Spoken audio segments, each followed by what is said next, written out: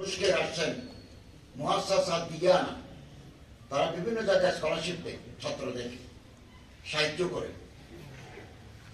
এই মাদ্রাসার যেটা খুব ভালো ছাত্র তাদেরকে ওনারা স্কলারশিপ দেন, আমার কাছে আসছেন, দেখা করছেন। তো এরকম টিচার যদি দেন, ওই টিচারের বেতন, ওই টিচার খাবার, উনি পানি খাবেন মিনারেল ওয়াটার, আমাদের নলকূপের পানি খাবেন। পটিয়া মাদ্রাসায় এক সময় 4 জন ছিল, হযরত মাওলানা হারুন ইসলামাবাদের জামানায়। আপনারা তখন ছাত্র তখন আপনারা, আমি তখন শিক্ষক পটিয়া মাদ্রাসায়। 4 জন মিশর থেকে এসে ওনারা থাকতেন, ওনারা যেভাবে খান খাবার, এই খাবার এখানে তৈরি করা হতো, ওনাদের বেতন দিতেন।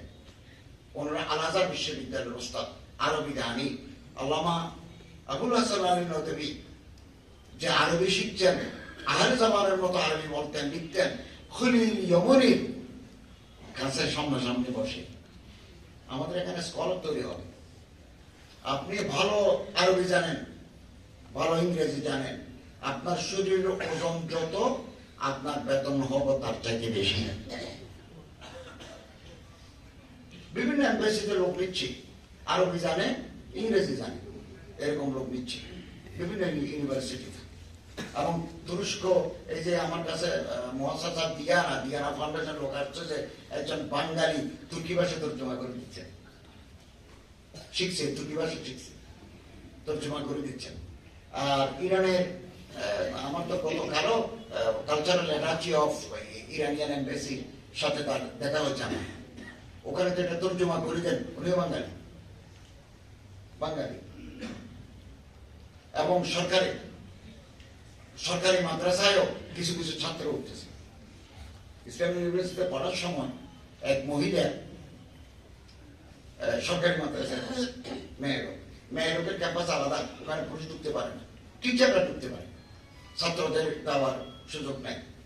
ওই মহিলা ক্যাম্পাসের পাশে এটা পুরুষ ক্যাম্পাস, এটা মহিলা ক্যাম্পাস। আমাদের অনেক সময় মহিলা ক্যাম্পাসের ক্লাস থাকে, তো আমরা টিচাররা ঢুকতে পারি।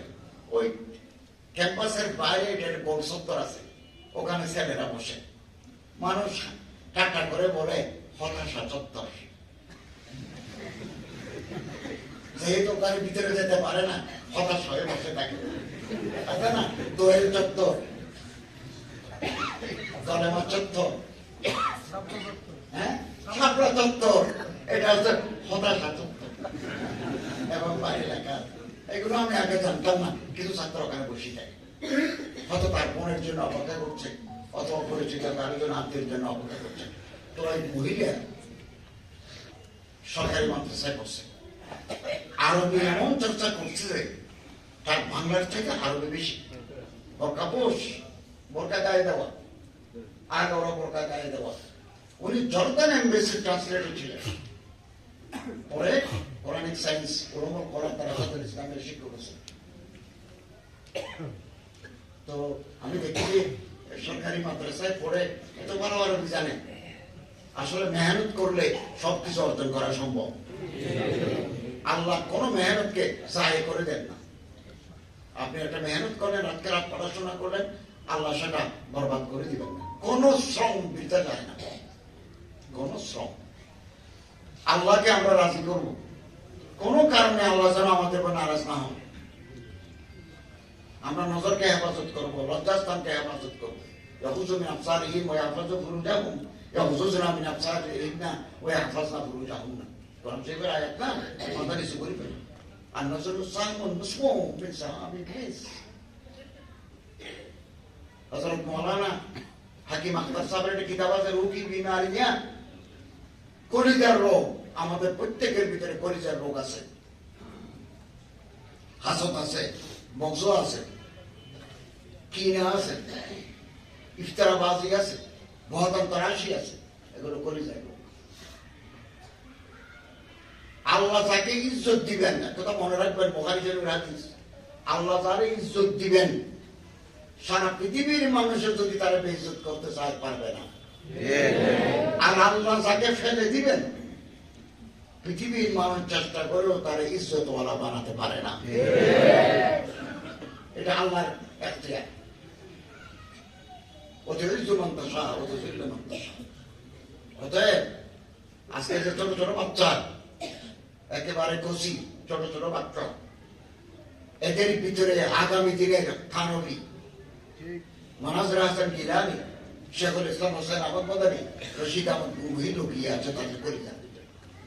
আল্লামা ইকবালের মতো ফেরত সফর বলতেছেন, বরখুদ নজর কুশা যেতে দামরে মরণ দর্শিনাই তো মাহে তমামে নেহাদাম। প্রথম দিন যখন চাঁদ উঠে আকাশে, চাঁদটাকে চিকন তেহে দামন। এই চাঁদ যদি মনে করে পৃথিবীর অন্ধকারটা বেশি, আমার এই ছোট চাঁদ দিয়ে এই বিশাল অন্ধকার কি করে দূর করবো। আল্লামা ইকবাল বলেন, মরঞ্চ রঙিন মত বনো লা তাহজান দর্শিনাই তো মাহে তমামে নেহাদাম। তোমার বুকের ভিতরে সারা মাসের চাঁদ লুকিয়ে আছে, একদিন একদিনে বড় হবে, তারপরে 14 তারিখ আলোতে পৃথিবী উদ্ভাসিত হয়ে যাবে। এই ছোট বাচ্চাদের ভিতরে আগামী দিনে ঘুমিয়ে আছে শিশুর পিতা, সব শিশুর ওই অন্তরে। অতএব ভালো করে পড়াশোনা করো, দর্শি কিতাব পড়ো, ওস্তাদের খেদমত করবে। খেদমত ওস্তাদ বাইরে ধান সব খানি মাদাম লতারা তাকি খানি তার সবই মধ্যে কমাল। ওস্তাদের সেবা এবং দর্শি কিতাব নিয়মিত পড়তে হবে, বেয়াদবি করা যাবে। শব্দ একটা যদি আসে, এটা চিন্তা করতে হবে, এটা কি বাংলা না ইংরেজি না আরবি, এটা মন্তর কি। আমরা অনেক সময় ব্রিটিশ একটা শব্দ, ইংরেজি একটা শব্দ, আরবি একটা শব্দ আমরা উল্লেখ করি ভুল, মানুষ হাসে, মানুষ হাসে।